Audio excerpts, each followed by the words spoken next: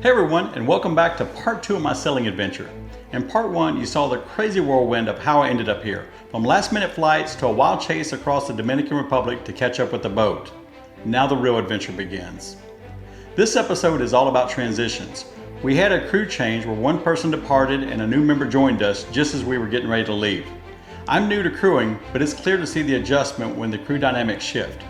John, the boat owner, was up early to get us checked out of the country, navigating the required paperwork and procedures before departing. Our first stop is Turks Caicos, a 285 nautical mile leap into the open ocean.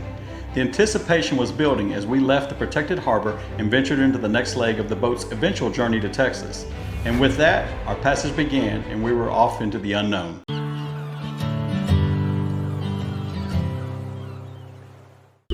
Hey, actually I see one attached to the side here. Let's see if I can get a video of it.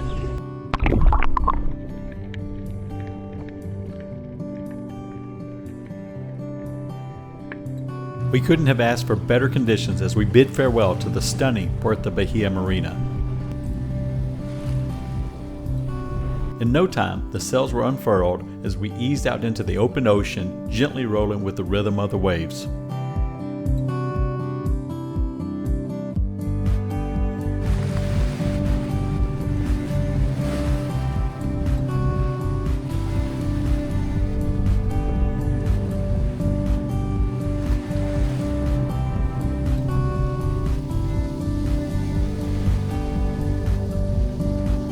We'd only been underway about an hour when Kevin hinted that he could see a whale.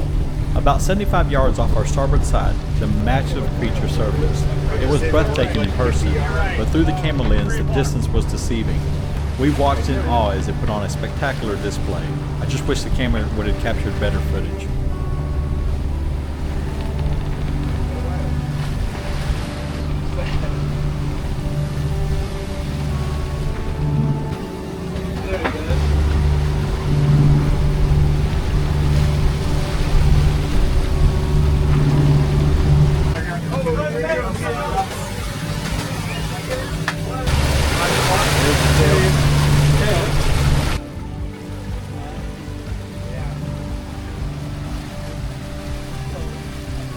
That was our only whale sighting, but from then on, my eyes were glued to the horizon, constantly scanning, hoping for another encounter. Captain has me at the helm, and so we're turning away from Dominican Republic. So there, right there. I don't know if you can see, I'm pointing behind me. That's the last bit of land. We just turned away. So we will be... We got about another couple hours of having land in sight, but after that, that'll be it. We've talked about going for a evening sunset swim in about 15,000 foot of water, so I'm looking forward to that. We just got through seeing a whale, and the birds have been flying around. It's been really cool to have this experience. Captain, what did you say? Kill the engine. Kill the engine!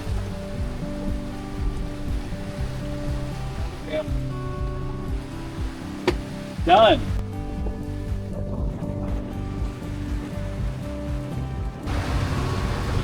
Wind power only. The winds were favorable, so both Terry and I were ecstatic to be under sail only.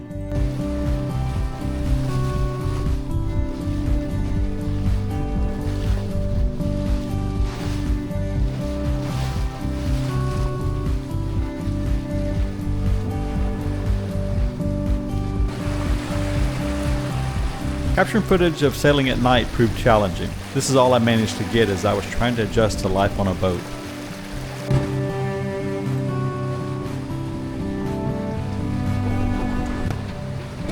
It's day 3 of the trip, day 2 of... I tend to be bougie when it comes to my coffee, but instant coffee hits a little different on the ocean. As day 2 dawned, a small pod of dolphins appeared, creating a stunning display as they rode our portside wake.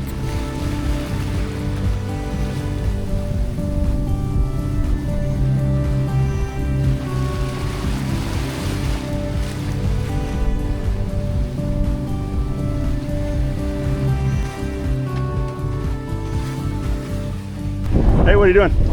I'm about to jump in the water. 13,000 feet, man. That's it, only 13,000. All right, ladies and gents, something I always like to do. Stop before we head coaching 13,000 feet of water. Let the boys go swimming. Always draw the line with a fender because there's usually current out here. Woo! A little chilly on you there, boss.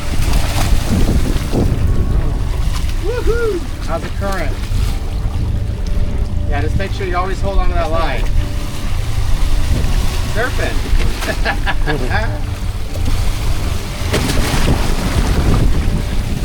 I'll put the ladder down if you need it. No, I'll put the ladder down. If you need it.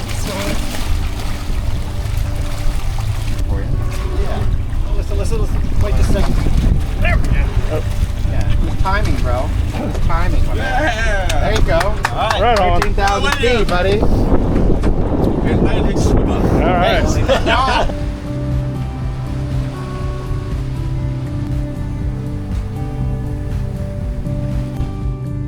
To our starboard, we have about 6,000 people floating by.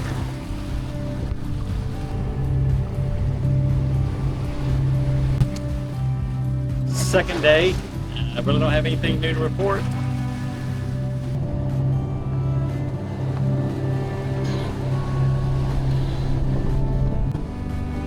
Chance we might get us a little bit of rain. I'm pretty sure the captain just steered us into it. Trying to, I'm like, let's roll, man. Right? He's trying to check off as many boxes as he can.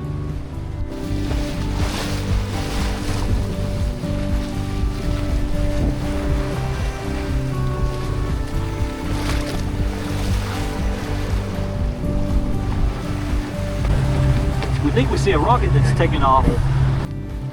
We were all gathered in the cockpit enjoying the evening when Terry pointed towards the horizon. He noticed a bright, unidentifiable light streaking across the sky. None of us had caught up on the news, so our imaginations ran wild. Being in the Bermuda Triangle, aliens was a popular theory. Or, you know, maybe Russia or North Korea launched a nuke. It was all in good fun, of course. We watched, mesmerized, as the light crossed the sky.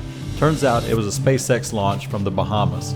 Talk about being at the right place at the right time. Good morning, it's day 3. We just arrived in Turks Caicos. That's it right over there.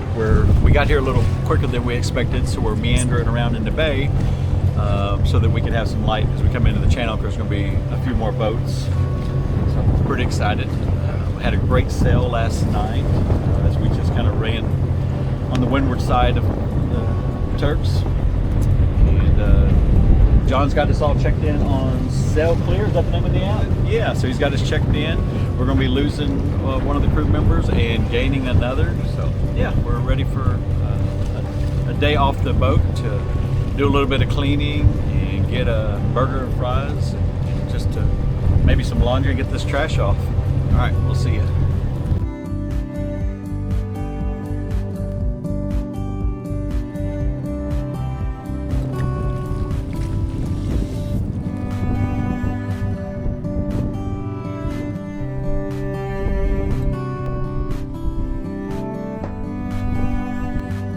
The water clarity was surreal, so much so that it looked like we were in 3 foot of water, when in reality it was closer to 20 foot deep.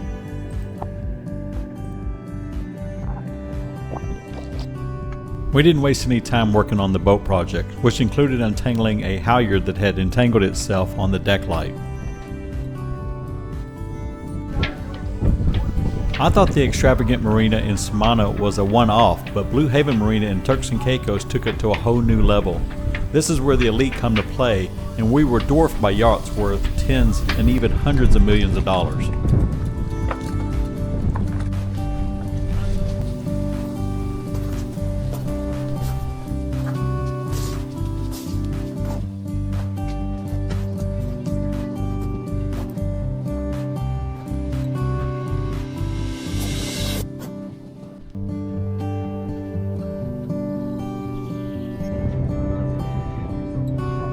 About once an hour, a jet ski would go past us, pulling a long line of those see-through kayaks packed with tourists. It was like a mother duck and her ducklings. For whatever reason, the sight struck me as hilarious every time.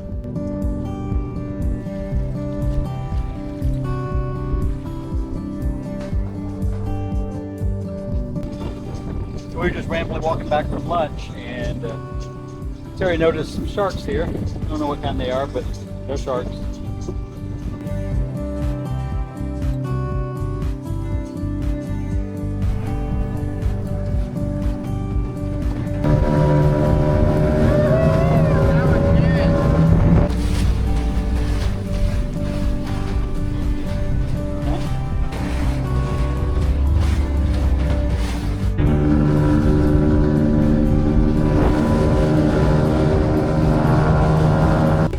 Is it recording now?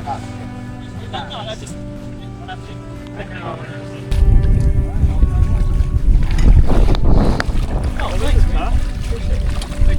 is William in the Bahamas, enjoying his best life ever.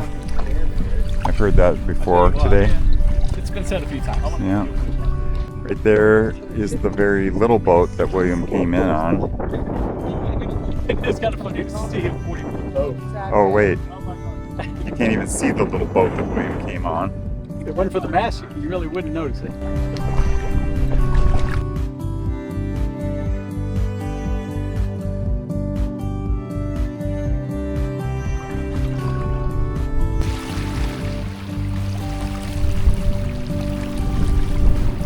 It's hard to see, but I'm trying to record a tiny starfish inside that hole.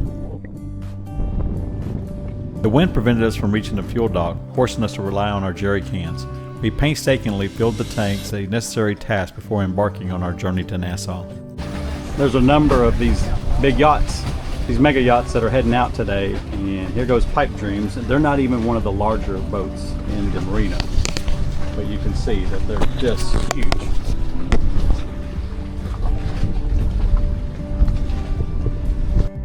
The dockmaster has asked us to move slips. We were right over here between that $200 million boat and that probably $50 million boat. There's another one coming in that's about 100 foot that's barely going to fit inside that. So here comes John and the crew. They're going to slip into here where this is A09, A109, something like that. So we got wind on the nose, so we should be able to just walk it in. Shouldn't be much of a problem. Yeah, so anyways, I'm just here to learn. I'm going to grab a line and see what I can do to help. Weak mind, strong back. That's what I'm contributing right now.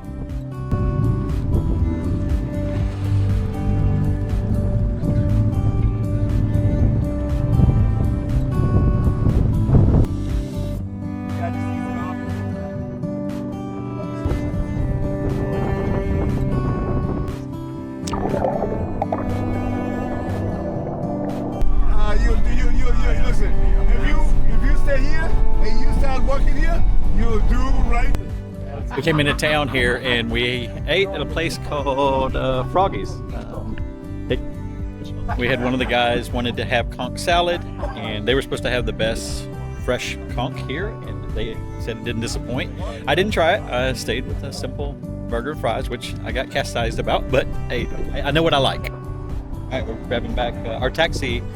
We didn't have to call him. He came back and sat at the bar and waited for us to finish eating so that we could get a ride back.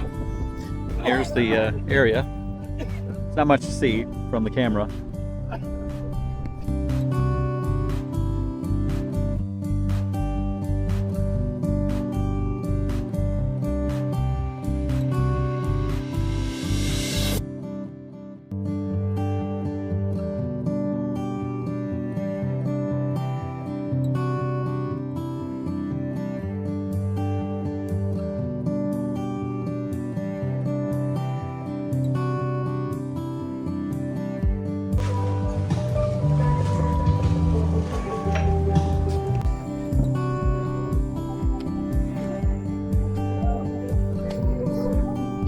Returning to the boat after dinner, I was struck by the activity of the marina waters. Schools of smaller fish started by, and resident sharks patrolled as usual, but the real spectacle was the 5 to 6 foot tarpons shimmering in the lights.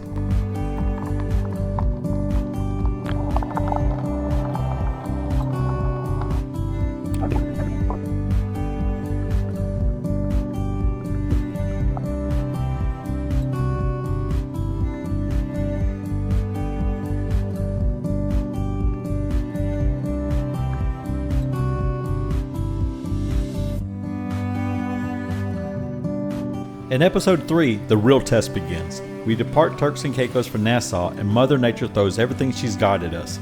We battle heavy winds, towering seas, and relentless rain. We're forced to seek anchored shelter multiple times, and it's a race against time to get me back to Nassau in time for my flight. If you enjoyed this video, consider giving it a thumbs up, subscribing, and sharing it with someone else who might enjoy it. Viewer engagement can really help me grow my channel. Thanks for watching, and we'll see you next week.